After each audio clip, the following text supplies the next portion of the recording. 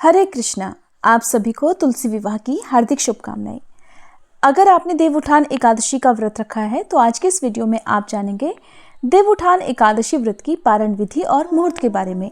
साथ ही आप सुनेंगे तुलसी विवाह के दिन सुनी जाने वाली तुलसी माता और शालिग्राम भगवान की कहानी।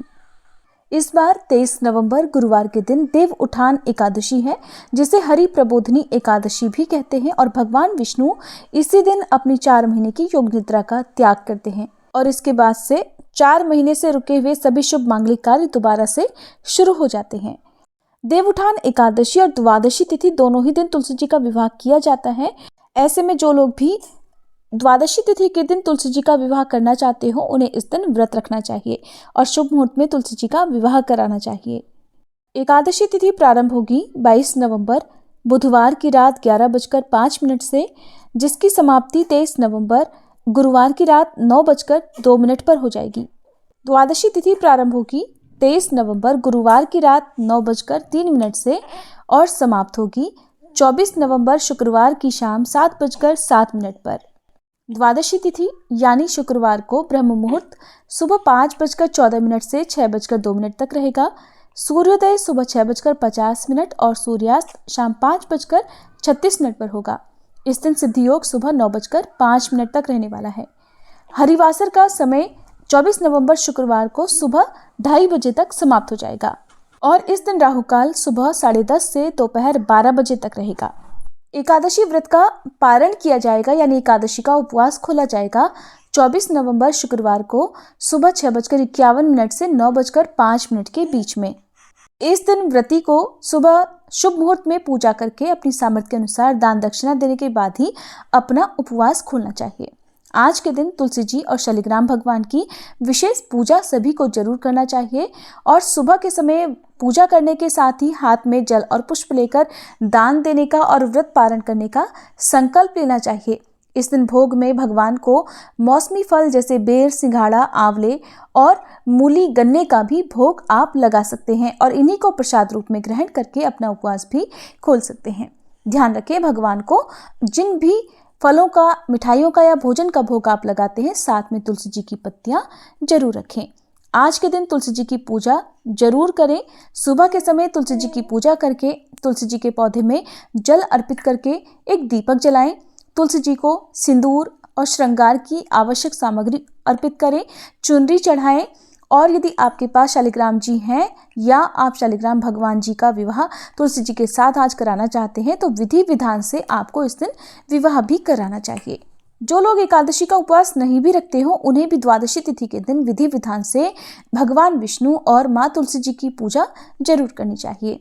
दान में दी जाने वाली सामग्रियों में आप मौसमी फलों का, सब्जियों का, पीले वस्त्र का, खड़ाऊं या तिल का दान कर सकते हैं। अपनी सामर्थ्य के अनुसार दान के साथ में आप दक्षिणा भी जरूर रखें। अब सुनिए तुलसी विवाह के दिन सुनी जाने वाली तुलसी माता और शालिग्राम भगवान की कथाएं। कार्तिक का महीना था। सभी औरतें तुलसी माता को सींचने के लिए जाया करती थी। उन्हीं औरतों में एक बूढ़ी माई भी थी जो बहुत गरीब थी और नियमित रूप से वो भी सभी औरतों के साथ जाती और तुलसी जी को सींचकर अपने घर वापस आ जाया करती। लेकिन बूढ़ी माई जब भी तुलसी जी को सींचती तो कहने लगती, हे तुलसी माता, सत की दाता, मैं बिलड़ा सींचू तेरा, तू कर निस्तार मेरा। तुलसी माता अडुआ दे, लडुआ दे, पीतांबर की धोती दे, मीठा मीठा गास दे, वैकुंठ का वास दे, चटके की चाल दे, पटके की मौत दे, चंदन की काठी दे, झालर की झनकार दे, साई का राज दे, दाल भात का जीवन दे और एकादशी की मौत दे और श्री कृष्ण का कांधा भी दे। ये बात सुनकर तुलसी जी हर रोज सूखने लगी। एक दिन भगवान ने पूछा, हे तुलसी, तुम क्यों सूखती जा रही हो? तुम्हारे पास तो रोज इतनी सारी औरतें आती हैं और तुम्हें सींच कर चली जाती हैं, तुम्हें मीठा भोग लगाती हैं और गीत भी गाती हैं। तब तुलसी माता ने कहा, मैं क्या करूं? एक बूढ़ी माई रोज आती है और हर दिन इसी तरह की बातें कह जाती है। तुलसी माता ने भगवान को सारी बात कह दी कि किस प्रकार बूढ़ी माई हर रोज अपनी इच्छाएं उनसे कहती हैं। तब तुलसी माता कहने लगी, मैं सब बात तो पूरी कर दूंगी, परंतु मैं कृष्ण का कंधा कहाँ से लाऊंगी? भगवान कहने लगे, वो मरेगी तो कंधा मैं दे आऊंगा, तुम चिंता मत करो। और इसके बाद कुछ ही समय में बूढ़ी माई का देहांत हो गया। अब सारे गांव वाले एकत्रित हो गए और बूढ़ी माई को अर्थी सजाकर ले जाने लगे, परंतु वो तो इतनी भारी हो गई थी कि किसी से भी उठाए ना उठ सकी। अब सब ने कहा, बूढ़ी माई इतनी पूजा पाठ करती थी, पाप नष्ट होने की माला भी फेरती थी, परंतु फिर भी इतनी भारी कैसे हो गई? जरूर इन्होंने ढेर सारे पाप किए होंगे। अब बूढ़े ब्राह्मण के रूप में भगवान वहां आए और पूछने लगे, भाइयों, ये भीड़ कैसी है? तब वहां पर खड़े सब लोग कहने लगे, ये बूढ़ी माई मर गई है, पापिन थी, इसीलिए भारी हो गई है और किसी से भी देखो उठाए उठ ही नहीं रही। अब भगवान ने कहा, मुझे इसके कान में एक बात कहने दो, शायद उठ जाए। अब भगवान ने बूढ़ी माई के पास जाकर धीरे से उसके कान में कहना शुरू कर दिया, बूढ़ी माई सुन, मन की निकाल ले, अडुआ ले, गडुआ ले, पीतांबर की धोती ले, मीठा मीठा ग्रास ले, वैकुंठ का वास ले, चटक की चाल ले, चंदन की काठ ले, झालर की झंकार, दाल भात का जीमन ले, और सुन, कान्हा का कंधा भी ले ले।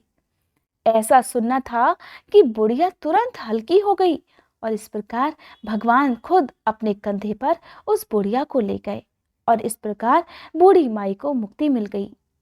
हे तुलसी माता, जैसी मुक्ति बूढ़ी माई की करी वैसे ही हमारी भी करना, और जैसे उसको कंधा मिला वैसे ही सभी को देना। बोलो तुलसी माता की जय। तुलसी जी की एक और कथा जो कि पुराणों में बहुत ज्यादा प्रचलित है। इस कथा के अनुसार तुलसी जी अपने पूर्व जन्म में एक कन्या थी जिनका नाम था वृंदा।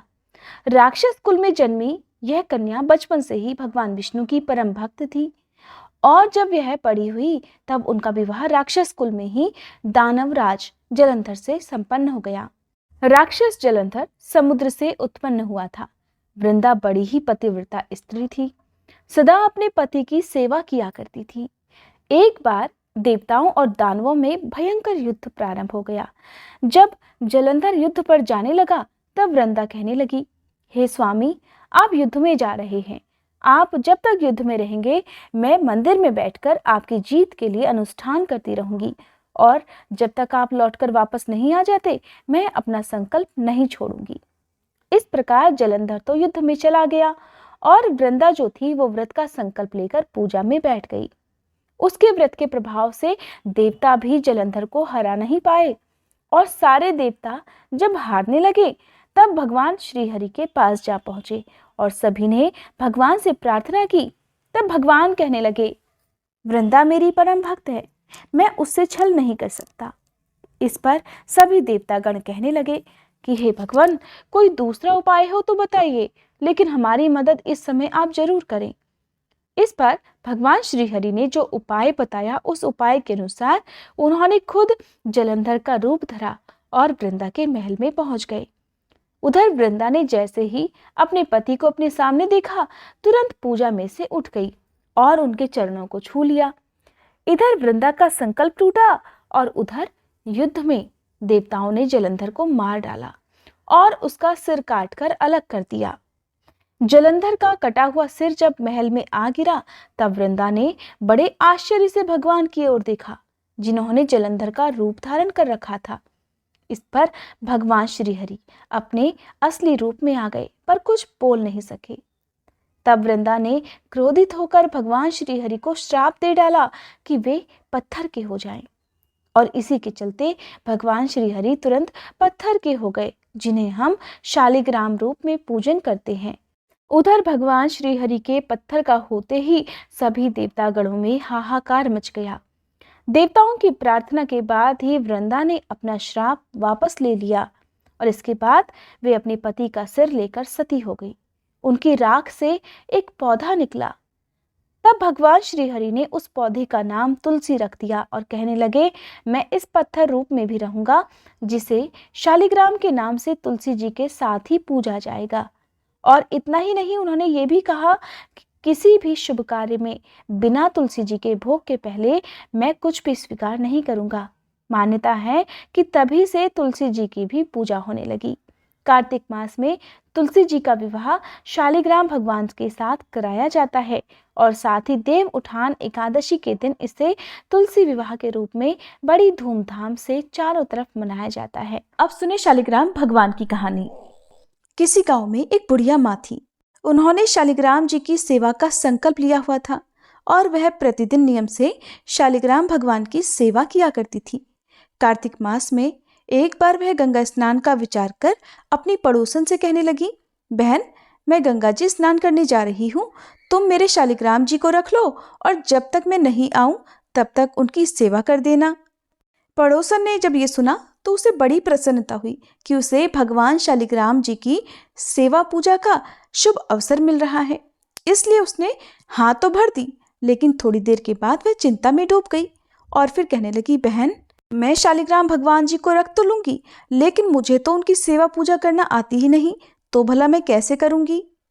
तब पड़ोसन की बात सुनकर बुढ़िया माँ उसे समझाते हुए कहने लगी कि इनको सुबह सवेरे उठा देना, नदी से लोटा भरकर पानी लाना, आते समय बगीचे से फूल और तुलसी भी लेते आना, भगवान को जल और कच्चे दूध से स्नान कराना, चंदन लगाकर पुष्प और तुलसी चढ़ाना, दूध का भोग लगाना और दोपहर को रसोई में जो भी बने उसका भोग लगा देना, शाम को दिया जलाना और रात को सोते समय शालिग्राम जी को भी सुला देना। बस ऐसे ही पूजा करनी है। इतना कहकर वह बुढ़िया माँ पड़ोसन को शालिग्राम जी देकर गंगा जी स्नान करने को चली गई। इधर अपने घर में शालिग्राम जी को पाकर पड़ोसन बहुत उत्साह में थी। पड़ोसन ने सब कुछ बुढ़िया माँ के कहे अनुसार किया। सवेरे उठते ही शालिग्राम भगवान जी को भी आवाज लगा दी कि भगवान उठ जाइए, सुबह हो गई। उसके बाद वह बड़ी खुशी खुशी नदी से लोटा भरकर जल ले आई। आते समय बगीचे से फूल और तुलसी भी लेती आई। भगवान को जल और कच्चे दूध से स्नान कराया, चंदन लगाकर फूल और तुलसी चढ़ाई। उसके बाद उसने दूध का भोग लगा दिया। फिर वह दोपहर का भोजन बनाने में लग गई। भोजन बनाकर उसने भगवान को भोग भी लगा दिया। भोग लगाते समय उसने देखा कि उसके द्वारा अर्पित किया गया दूध तो कटोरे में वैसा ही पड़ा है। उसने सोचा कि भोग लगाने का समय हो गया है तो भोग लगा देती हूँ, हो सकता है भगवान भोग के साथ ही दूध पीते हों।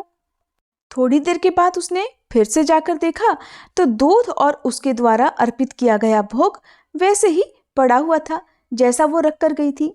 तब वह भगवान से हाथ जोड़कर कहने लगी, भगवान, दूध भी पी लो और भोजन भी कर लो। अगर आप भोजन करेंगे और दूध पिएंगे तभी मैं भोजन कर पाऊंगी। इतना कहकर वह फिर से घर के कामकाज में लग गई। थोड़ी देर के बाद वापस आकर देखा कि भगवान ने तो दूध भी नहीं पिया और न ही भोजन किया।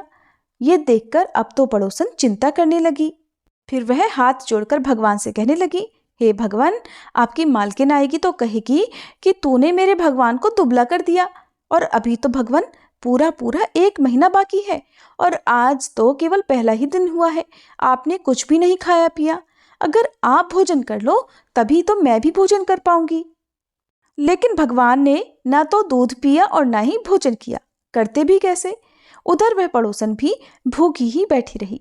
बीच बीच में आकर वह देखती जाती कि भगवान ने भोजन किया कि नहीं किया, और जब देखती कि सब कुछ वैसा ही रखा हुआ है तो वह भगवान से जीमने के लिए प्रार्थना करने लगी। धीरे धीरे इसी तरह से शाम हो गई। भगवान शालिग्राम जी ने सोचा कि अब तो इसे दर्शन देने ही पड़ेंगे, नहीं तो ये बेचारी तो सारा दिन और सारी रात भूखी ही बैठी रहेगी। ऐसा सोचकर भगवान छोटा सा मोर मुकुट पीतांबरधारी रूप धारण करके पाटे पर जाकर बैठ गए। दूध पी लिया और भोजन भी कर लिया। अब तो रोज ऐसे ही होने लगा। एक दिन भगवान ने पड़ोसन से कहा कि मैं गाय चरा लाऊं। तो पड़ोसन कहने लगी, अरे थोड़े ही दिन तो रहोगे, क्यों जाते हो। पर भगवान नहीं माने। हाथ में सोने की लाठी, कंधे पर हीरे मोती का जड़ा पीतांबर डालकर चले गए गाय चराने। दिन भर गाय चराई और शाम को गोधूली बेला में गाय लेकर वापस भी आ गए। अब तो रोज ही रोज पड़ोसन के घर में ऐसा होने लगा। भगवान रोज दूध पीने लगे और भोजन करने के बाद गाय चराने चले जाते और शाम को गोधूली बेला में वापस भी आ जाते। इसी तरह धीरे धीरे करके कार्तिक मास बीत गया। बुढ़िया माँ गंगा स्नान करके घर वापस आई। स्नान ध्यान से निबटकर सोचने लगी कि अपने शालिग्राम जी को तो ले आऊं। आकर वह पड़ोसन के घर गई। पड़ोसन से कहने लगी, बहन जरा मेरे शालिग्राम जी तो दे दो। तो पड़ोसन कहने लगी, माँ जी शालिग्राम जी तो शाम को आएंगे, तब ले जाना। अब तो बुढ़िया माँ शालिग्राम जी के लिए जिद करने लगी। बुढ़िया माँ ने सोचा शायद पड़ोसन के मन में उन्हें देने की इच्छा नहीं है। इसी बीच में उनके बीच में बहस होने लगी। उनकी बहस को सुनकर आसपास के बहुत सारे लोग इकट्ठे हो गए। लोगों को देखकर वह पड़ोसन कहने लगी, भाई लोगों जरा इन बुढ़िया माँ को समझाओ। जैसे इन्होंने 1 महीना निकाला वैसे ही शाम तक थोड़ा और सब्र कर ले। लेकिन बुढ़िया माँ तो धरना देकर बैठ गई और कहने लगी, मैं तो बस अपने शालिग्राम जी को लेकर ही घर जाऊंगी, वरना यहीं बैठी रहूंगी। बुढ़िया माँ को लगा कि शायद उसकी पड़ोसन झूठ बोल रही है। बुढ़िया माँ उसे डपट कर कहने लगी, बता तूने कहाँ छुपा कर रखा है मेरे शालिग्राम जी को। लेकिन पड़ोसन हाथ जोड़कर बार बार कहती रही और बुढ़िया माँ को समझाती रही कि माँ जी शाम को जब शालिग्राम जी आ जाए तब ले जाना। लेकिन बुढ़िया माँ को कोई बात ही समझ में नहीं आई। और इधर जब शाम हुई तो भगवान जी गाय चराकर वापस आए और गाय को उसकी जगह पर छोड़कर भगवान उस पड़ोसन के घर के मंदिर में खुद ही विराजित हो गए। ये देखकर पड़ोसन बुढ़िया माँ से बोली, माँ जी आ गए आपके शालिग्राम जी, लो अब ले जाओ अपने भगवान जी। पड़ोसन ने तो कह दिया, लेकिन बुढ़िया माँ को भगवान जी दिखाई ही नहीं दिए। उसे कुछ भी समझ में नहीं आया। तब बुढ़िया माँ बोली, तू इतनी देर से मना क्यों कर रही थी? जरूर तूने ही कहीं छुपा कर रखा था मेरे भगवान को। और बुढ़िया माँ भगवान जी को इधर उधर ढूंढने लगी, लेकिन पड़ोसन को तो सामने ही भगवान जी दिखाई दे रहे थे। बुढ़िया माँ की बात सुनते ही पड़ोसन को सब समझ में आ गया। खुशी के मारे उसकी आंखों से आंसू बह निकले। उसने भगवान के सामने हाथ जोड़ लिए और फिर वह भगवान जी से बोली, भगवान मुझे तो आपने दर्शन दे दिए, अब इन बुढ़िया माँ को भी अपना रूप दिखा दो, नहीं तो ये मुझ पर शक ही करती रहेंगी। अब तो भगवान को पड़ोसन की बात माननी ही पड़ी और पड़ोसन की बात मानकर भगवान ने मोर मुकुट पीतांबर धरा, हाथ में सोने की लाठी ली और फिर बुढ़िया माँ को भी दर्शन दे ही दिए। बुढ़िया माँ ये सब देखकर हैरान रह गई। उनका बूढ़ा शरीर कांपने लगा और उनकी आंखों से आंसू भी झरझर बहने लगे। अब तो बुढ़िया माँ ने भगवान के और पड़ोसन के दोनों के पैर छू लिए और कहा, मैं तो इतने दिन से शालिग्राम जी की सेवा कर रही थी, पर मुझे तो कभी भगवान ने दर्शन ही नहीं दिए, क्योंकि मैंने भगवान को केवल मूर्ति मानकर उनकी सेवा की थी और असल में तूने ही भगवान को शुद्ध मन से सच्ची सेवा की, इसीलिए तो भगवान ने तुझे दर्शन दिए। हे भगवान, जैसे आपने उन्हें दर्शन दिए वैसे सबको देना। कथा अधूरी हो तो पूरी करना, पूरी हो तो मान करना। इस कथा को कहने सुनने और हुंकारा भरने वाले सभी की मनोकामनाएं पूर्ण करना। प्रेम से बोलिए शालिग्राम भगवान की जय। अगर आपको ये कहानी पसंद आई हो तो प्लीज़ वीडियो को लाइक जरूर कीजिएगा।